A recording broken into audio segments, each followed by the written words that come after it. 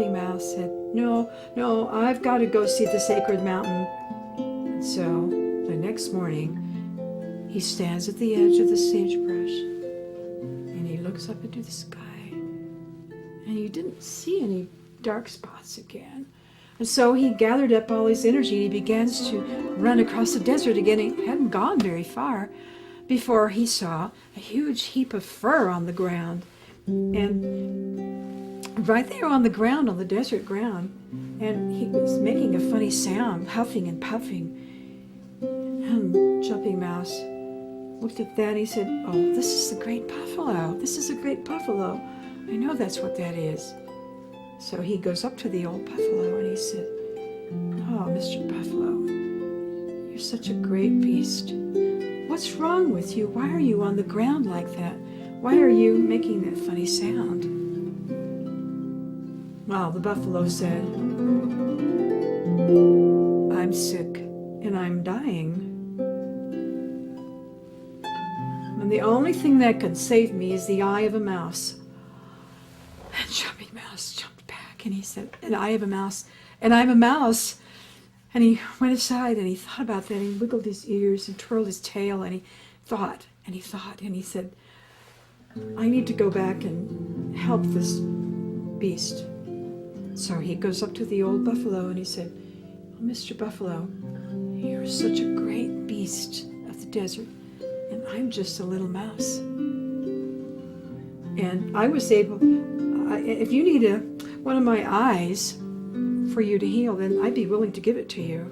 And as soon as he said that, one of his eyes came right out of his head and landed there with the buffalo. And the buffalo stood up and shook himself off.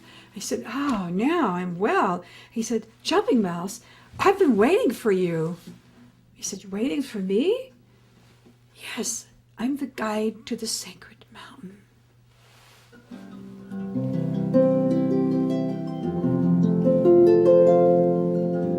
And I will help you get there.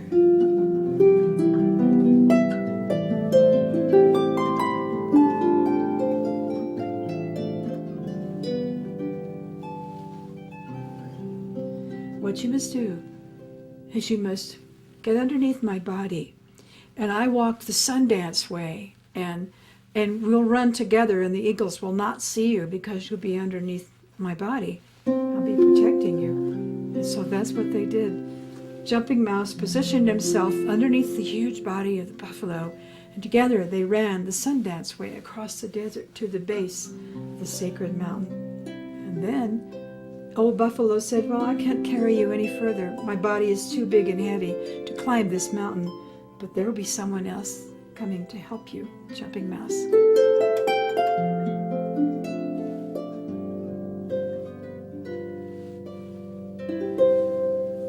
So there was Jumping Mouse with his one eye now, and he looked up the mountain and he saw all the boulders and the rocks.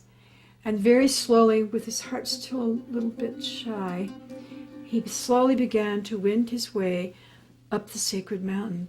But he hadn't gone very far before, guess what? He found another creature on the path. And this was a gray wolf, and he was acting very strangely. He was running around in circles. She said, oh, Mr. Gray Wolf. And the gray wolf said, yes, I'm a gray wolf. And then he would promptly forget who he was. And he would just stumble and fall down.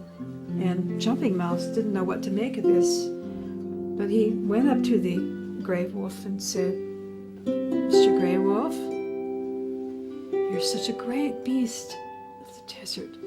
And I'm just a little mouse. And I was able to help the buffalo heal himself when he was sick. And if you need my other eye to heal you, I'd be glad to give it to you.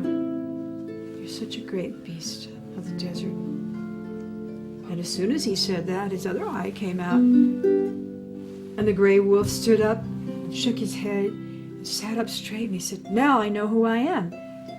I'm the guide to the top of the sacred mountain, and I've been waiting for you, Jumping Mouse. He said, and I'll help you get there. What you must do is that you must jump on my back and hold on to my neck. And we will go to the top of the sacred mountain, and up there is a medicine lake that reflects all the nations of the world. So that's what they did. They began to walk slowly up through the rocks, little Jumping Mouse holding tightly to the neck of the gray wolf. And they went all the way to the top where the medicine lake was. And he set little Jumping Mouse down, and Jumping Mouse took a sip of the waters, the healing waters, the lake of the medicine lake that reflects all the nations of the world. And the gray wolf said, "Now, trust the wind. Jumping Mouse, someone will help you." And so Jumping Mouse was sitting by the great medicine lake, and there he was with no eyes. His mouse way of seeing was completely gone. And he knew that it was just a matter of time before the dark spots or the eagles would find him. So he just waited. And soon he felt the shadow come overhead. And then he felt himself being lifted up quickly up into the air. And then he saw that he was flying through the air. And a voice spoke to him and said, "Jumping Mouse, trust the wind. Would you like some medicine power?" Jumping Mouse said, "Yes, I would like some medicine power." And so he said, "What you must do is crouch down as far as you can and leap up as high as you can." And that's what he did. He crouched down as far as he could, and he leaped up as high as he could. And when he did, he could see all around, and he was soaring over the mountains, and they soared over the great river. There was the great river, and down there was little green frog on his lily pad. Jumping Mouse said, "Hello, little green frog." The little green frog looked up and he said, "Oh, hello, Jumping Mouse. I see you up there."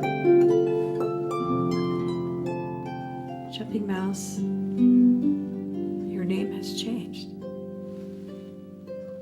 Your name is now Eagle.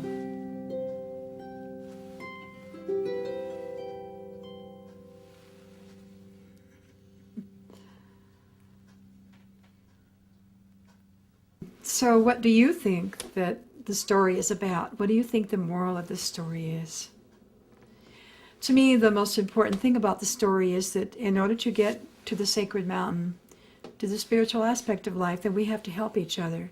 We have to serve the world. We need to help each other in order to go there. We can't just get into a little space, a little mouse community. You know, mice are creatures that they have very narrow eyesight. They only look down on the ground for the most part for their nuts and berries and things. They don't look out past the mouse community. They have what they call tunnel vision. And so to lose the mouse way of seeing is a transformation. This is a story of transformation. When you give up your old way of seeing and thinking in the world, then you have the opportunity to go through doorways into a spiritual life, into the sacred mountain. And it's funny that when you start doing that, you will be known. People will recognize you and they'll be waiting for you. But you didn't even know that. And maybe they didn't either at the time. But this is one of my favorite stories. And I think it's the story of my life too. And how I've evolved and grown through life and through the work I do with music. So thank you for listening today. I enjoyed being with you. And I hope that it was helpful to you. And may you have lots of music and harmony in your life. Always.